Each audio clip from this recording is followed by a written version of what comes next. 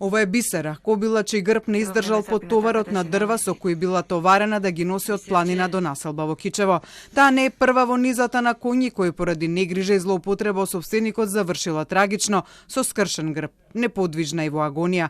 Според информациите на Телма, кичевецот собственик на Бисера бил пријавуван и во Агенцијата за храна и ветеринарство и во полиција за мачење на коњите, но и за нелегална сеча на дрва, но и покрај нивните интервенции, Бисера не е спасена од смрт, а тој веќе има нов конј кој ја заменил Бисера за влечење дрва од планината.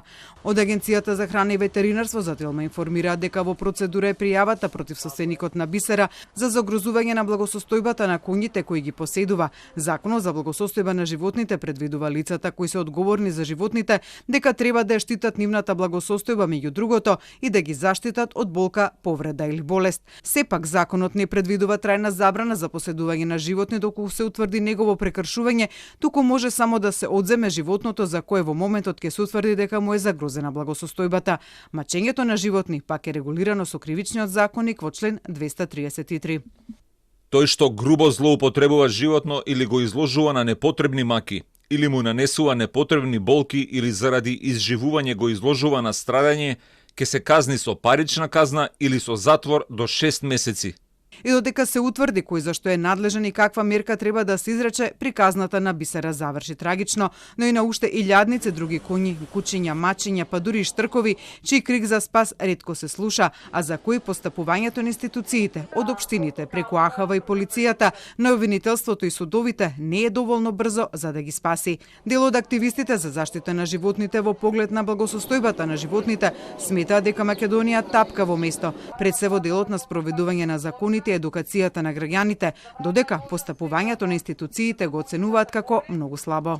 Од она што го гледаме како пракса, можеме да кажеме дека во изминативе 4 години од она што го земавме како статистика, во однос на мачење и малтретирање на животните, по однос на благосостојбата на животните, се изречени само 44 казни во 4 години, односно по 0,5 казни по однос на инспектор во Македонија во однос на благосостојбата на животни, така што тоа е премало.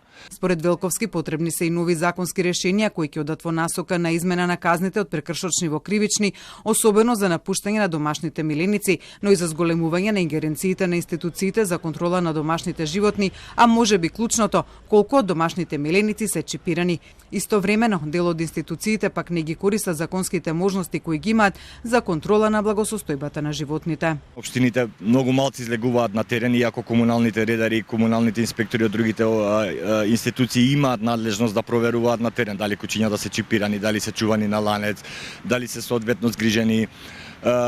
Ништо од тоа реално не се прави во државата, односно општините сами по себе многу малци излегуваат или воопшто не излегуваат на терен да контролираат ситуацијата на терен, а од друга страна законските обврски на Агенцијата за храна и ветерина не им дозволуваат пак да влегуваат во секој дом. Според него проблем е и тоа што не постојат посебни комунални одделенија кај општините кои би се занимавале само со контрола на благосостојбата на животните по примерот на Хрватска. Туку секоја институција има своји инспектори кои контролираат повеќе области со испреплетени ингеренции и меѓусебна зависност. За проблемот со бездомните животни пред се на кучињата како највидливи по населените места, Велковски е на став дека институциите како лајка ги решаваат само нуспојавите на неодговорното сопствеништво за кое казните се парични. Во Хрватска за напуштање на домашен миленик предвидена е затворска казна од 1 година, додека во Обединетото кралство казната изнесува над 5000 британски фунти за неодговорниот сопственик. Во Хрватска е зголемена и казната за оние што малтретираат животни од користолюбие од 2 на 3 години затвор. Во земјава во процедура се 2 предлози за измени на законот за благосостојбата на животните. Едниот е на АХВ и во моментов е во секретаријатот за законодавство во владината служба за проверка на законите, додека другиот предлог закон е во собраниска процедура од март минатата година, поднесен од Либерално-демократската партија. Активистите за заштита на животните побараа и законски измени на кривичниот законник за зголемување на казните за малтретирање и убиство на животно.